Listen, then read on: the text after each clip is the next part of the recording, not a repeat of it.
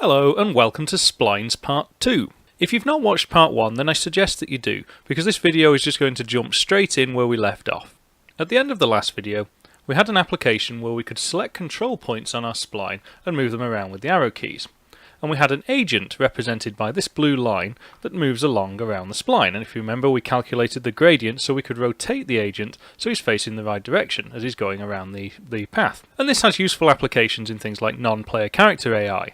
The video ended with an observation that when the nodes are closer together, it looks like the agent moves slower.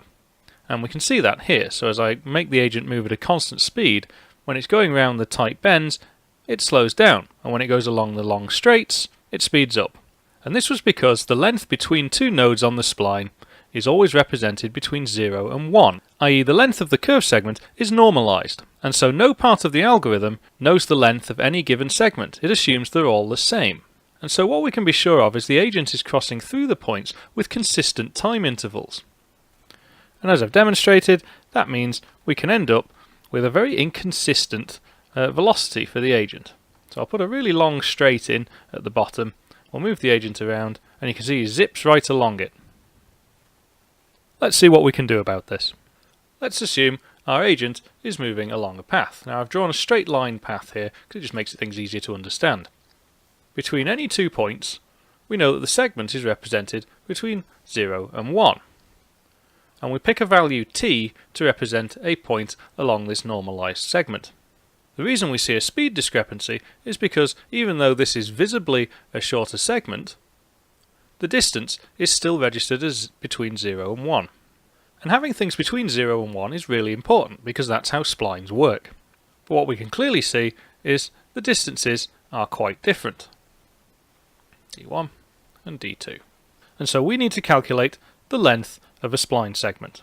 And it turns out that this is really tricky indeed. In fact, I'm sure some mathematicians would argue it's impossible. And I've always found this curious because for lots of known shapes, say this circle for example, we know we could calculate the circumference of this quite easily. It's 2 pi r. But it's a strange quirk of maths, which means if we have an ellipse, there is no known solution, there is only ever an approximation. And we're going to have to do the same thing with splines. We can only approximate the length of a curved segment, but for games it's usually good enough. So I'm going to show a naive way of calculating the length of a segment. And I will say that if you do your own research you'll probably find some very optimised ways of calculating the length, but fundamentally they all rely on an approximation. And the way I'm going to do it is by starting at 0. I'm going to nibble away a small part of the spline. And I'm going to keep doing this along the length of the spline, with evenly spaced steps, to number 1.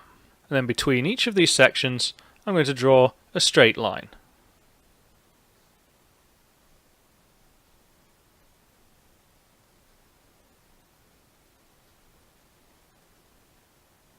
And calculating the length of a straight line is much more simple. In fact, it's just Pythagoras' theorem. And so in this case, we'll have bx take ax squared plus by take ay squared. And we calculate all of the individual lengths, sum them together, and that will give us an approximate length of the spline. This method is far from perfect though, because if you've got a strong kink in the curvature, you do tend to miss out these changes. A slightly more sophisticated approach would be to look at the gradients at each of the points. So you take a fixed step to start with, and if the gradients are reasonably similar, you can take a large step. So we'll run with a large step for a little bit. The gradient hasn't changed very much between the points, but when we get round to here, we see we've got a change in the gradient. So maybe I should take the midway point between those two. We see the gradient's starting to change, but it's tolerable. And so we could use the gradient discrepancies to tell us where these high frequency components are of the curve. And this would give us a much more accurate approximation. However, this is just a game and it's a simple quick video, so I'm going to stick with a fixed step. I'm starting with the code exactly as we left it in the previous video. But I'm going to make some startup changes. It's a little frustrating having to position the points every time we start the application, so I'm going to algorithmically position them in a circle, so they're a bit more spaced out. And to do this, I'm going to assume my circle consists of 10 points. And if you've just watched the Code It Yourself Asteroids video, this might start to look quite familiar. I'm going to use sine and cos to help me create a circle of points. I'm going to use a radius of 30, and in the x component is going to be the sine function. And I want to take my I and normalize it. So I'll divide it by the number of points. I'm just going to hard code the numbers in to start with. And once I've got the I, I'm going to need to times it by 2 pi. So there's pi, and there's times 2. Now I've got a radius from 0, 0, I want to set this to the middle of the screen. So I'm simply going to take the screen width and divide that by 2. That's the x component. Let's just copy that out for the minute. We'll add some curly braces too. And we'll change this sign to a cos for the y component. And I also need to change this to screen height. Let's see if this works. Very nice. So I've got a circle of points created by a spline. In the previous video, the points simply consisted of an x and y coordinate in 2D space. But we need to know the length of a segment. So I'm going to modify our point to also store the length. And the rule of thumb is going to be that for any point, the length is always calculated in the positive direction of the next curve segment. So I'll add a floating point variable to the structure, and it's just going to be length. The Spline class contains all of our functions for dealing with splines, so I'm going to work in this class instead of the derived game engine class. I know that we'll need to calculate the length of a spline segment quite frequently, so I'm going to create a function to do it.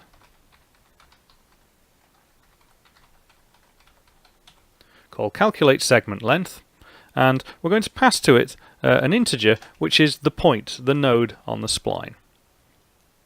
And we'll also need to remember that we're working with looped and unlooped splines. We'll default it to false. So we know that this function is going to return the length, so let's create a length variable and initialize it. And we know that we're going to iterate along the segment in small steps. So I'm going to store that as well, step size. When we want to know the position of a point on a spline, it returns a point 2D structure. I'm going to be comparing these, so I'm going to create a couple of temporary ones. There's point 2D, and we'll call it old point and new point. And we'll initialize the old point with the starting position. So this is the 0 point on the node that we're interested in. And we can use the getSplinePoint function, and we'll just cast our node, which comes in as an int, we'll cast that to a float node, and we'll use the beLooped parameter. So we don't need to really handle looped, because we know that the getSplinePoint routine will already handle all of that for us. We now need to iterate along the spline segment with small straight lines. So I'm going to create a little for loop, which goes from 0 to 1 by our step size. And for each t, we're going to get the position. And we know that in our Spline class, the whole numbers, the integer versions, represent the points along the spline, and the fractional numbers represent the points between nodes on the spline. So I can do this to get the precise point along the spline. Now that I've got a new point and an old point, I can implement Pythagoras' theorem, as I showed in the slide before. And I'm going to accumulate the length of the line segment in my flength variable. And we mustn't forget to update the old point to be the new point. The function returns flength, which is the length of that single segment after the node that we specified. So where do we call our calculate segment length function? Well, ideally we need to update all of the segment lengths whenever we change the spline points, and this can make it quite computationally inefficient, and in fact is one of the arguments against using splines. Splines are great when they're used statically, but if you need to dynamically change your spline's nodes, then you've got to recalculate quite a lot of stuff. Because we're just experimenting, I'm going to recalculate on every frame update. I'm not bothered about performance here, I'm more bothered about the utility of the spline. So since I've got a loop which draws the control points, this is as good a time as any to also update the lengths. And so for each point, I'm going to update its length by calling the calculate segment length for the point that I'm trying to draw. And I'm going to use the drawString function to draw that length on the screen so we can compare them. Let's take a look. So now we can see our circle is split up into points that have lengths right next to them, and the lengths are approximately all the same, and this is great because it's on a circle and we try to evenly space the points out. If I select a point to the side here and extend it, we can see that the nodes attached to it change. So the node that's actually moving, the length is getting larger, and that's because this is node 3 and it's moving away from node 4. We can also see that node 2's length is getting larger because node 3 is moving away from it. But most of the other nodes remain unchanged. And if I bring the node closer, we can see it gets a very small value. It's gone down to about 5 now. Since we're calculating the lengths of the individual segments, we may as well accumulate those to give us the total length of the spline. So I'm going to add a variable total spline length to the spline class. And at the point where we're calculating the segment lengths, I'm going to initialize it to 0, because we'll reset it each time. And I can do this all in one line. Total spline length,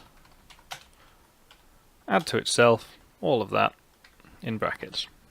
And yet again, I forgot the path. There we go. So now we have a data structure where we know the individual lengths of the segments between the points,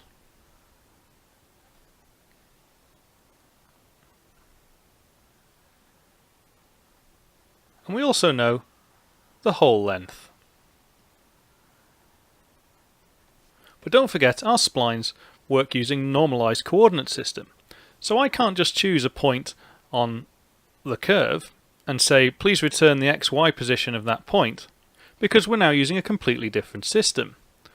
Whereas before, the nodes could be identified as 1, 2, 3, 4, 5 as whole numbers, the length of this spline might be very different indeed. It could be 136 long, for example.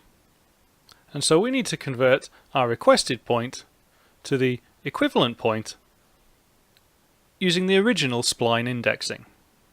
So let's assume I want the point which is 91, let's say meters, into my 136 meter long spline. Well, the only way to do this is to go through all of the spline segments individually to first find out which node we're interested in. So if I take my 91, subtract from that 11, which is the first section, I know I've got 80. Then if I subtract from that the second section, I know I've got 50. And so on, until we get to the node we're in. Because now, if I subtract 50, I'm going to go negative. I've gone too far. And so I can work out which segment belongs to which node by counting them before I go less than 0. And I know that this time that happened on node 3, so this is my base node. I know by the time I got to this node, I had 30 left. If I'd gone any further, I went below 0, so it became invalid. So I stopped counting. But this 30 still exists somewhere along this space. And I want to represent this as a fraction, because remember, the splines go between 0 and 1. Well, if I know that the length of that section is 50, and I want to travel 30 out of it, then getting the fraction is very simple. It just becomes 30 over 50, which is of course 0.6. And so taking this number and adding them together, I can say that in the space of my spline, I want to go to position 3.6. And from here, we can do just what we did in the first video. And so this little algorithm has found a way to convert what we want in the real world and mapped it into a coordinate system that exists within the spline world. And this is one of those times where writing the code is clearer than looking at the slides. So I'm creating a function called getNormalisedOffset, which takes our position P from the real world. So this will be some position along the real length of the spline. So firstly, I want to work out which node is the base, i.e. which spline segment are we looking for. I'm going to create a variable I, which we're going to increment whilst going through a loop. And this loop will take our target distance along the spline and compare it with the current section's length.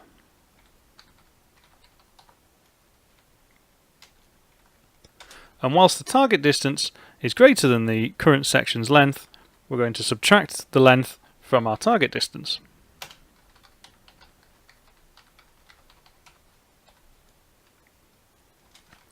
And increment our node counter. And so by checking and accumulating each section until the total length of those sections is greater than the distance we're looking for, we can work out the node. The fractional part is the offset into that segment of the spline. And because we've been nibbling away at our input distance, we can simply divide the input distance by the length of the current segment. And that will give us a percentage. It'll give us a value between 0 and 1. We want to return this, of course, added to the base node. So now we've got a function where we can pass in the real distance around the spline, and it'll return the normalized distance around the spline required to make the spline work. So in the previous program, we used the fMarker variable to indicate the position around the spline. This is no longer any good, but we can use fMarker as our real distance to give us our normalized distance. And we'll use that both in getting the point of the spline and getting the gradient at that location. We need to make some modification to the input. Because the marker worked in the normalized space, we could simply use the size of the path to implement our wraparound conditions. But now we're working in the real size of the spline, so that needs to be calculated, and we check against that instead. I'm also going to change the speeds.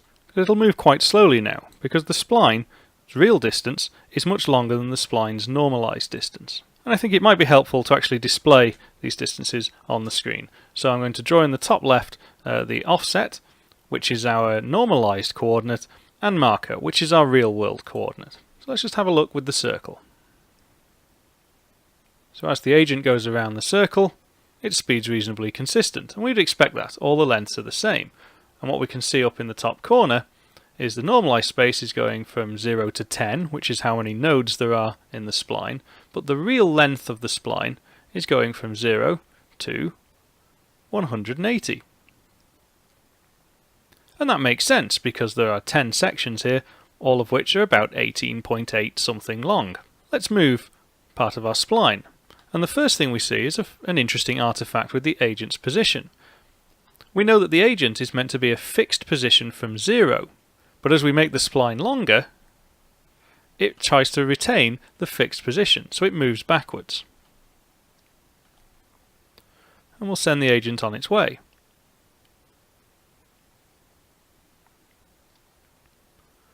As it's going around these short segments, it's fine, and as it goes around the long segments, it looks about the same speed. Because it is.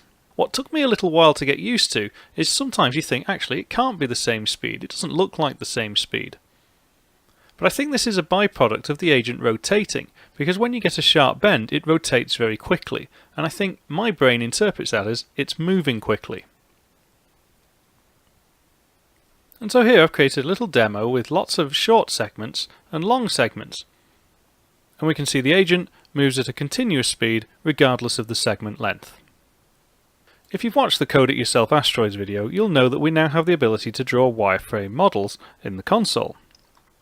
So I'm going to do just that. The model consists of a vector of pairs of floats, and each float is an x and a y coordinate.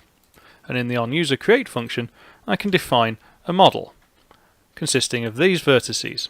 With a single call to the drawWireframeModel function, I can pass in the model. I can use the point that I'm getting from the spline point function, in this case x and y, and I can get the gradient as well to get the angle, just as we did to draw the agent in the first video. Using this function, we can see why splines can become useful. So here I have a spaceship-like thing, and it's following the path of the spline. And so this is an example of how splines can be used to implement smooth animations, particularly for background objects. I think that's all I'm going to do with splines for the time being. All of the code is available on GitHub as usual, And if you've enjoyed this video or found it useful, please give me a thumbs up and have a think about subscribing. I'll see you next time.